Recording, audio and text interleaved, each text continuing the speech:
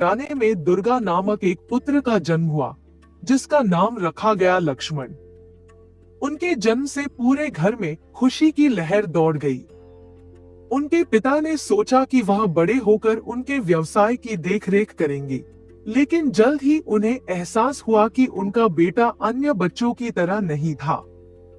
लक्ष्मण को खेलकूद में कोई रुचि नहीं थी, बल्कि वह हमेशा बजरंगबली की भक्ति में लीन रहते थे। बाबा, जब भी नीम करोली बाबा का नाम लिया जाता है, तो उनकी दिव्य शक्तियों की चर्चा अवश्य होती है।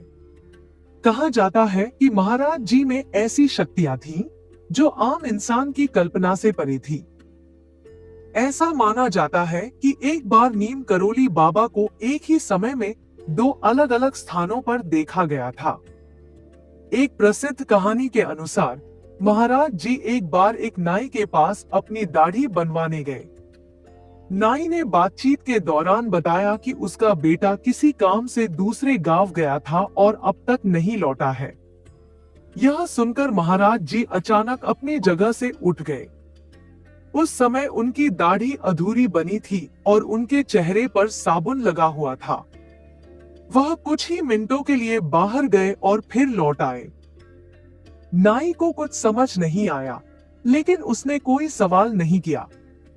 अगले दिन नाई का बेटा घर लौटा और उसने बताया कि वह लगभग 100 किलोमीटर दूर एक गांव में फंस गया था, क्योंकि उसके पास घर लौटने के लिए पैसे नहीं थे।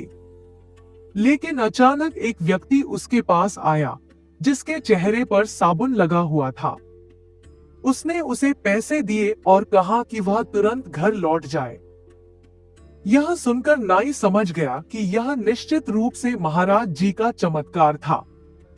लेकिन सवाल यह उठता है कि महाराज जी तो उस समय वहीं थे और केवल कुछ मिनटों के लिए बाहर गए थे, तो यह कैसे संभव हुआ?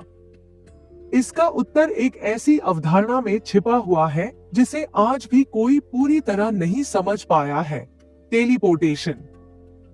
सीधे शब्दों में कहें तो एक स्थान से अचानक गायब होकर दूसरे स्थान पर प्रकट होना।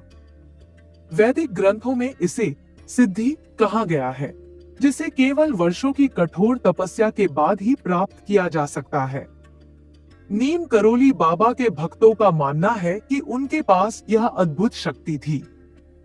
उनके शिष्य रामदास ने अपनी पुस्तक द मिरेकल ऑफ लव में लिखा है कि महाराज जी की शक्तियों को किसी भी वैज्ञानिक तर्क से नहीं समझा जा सकता।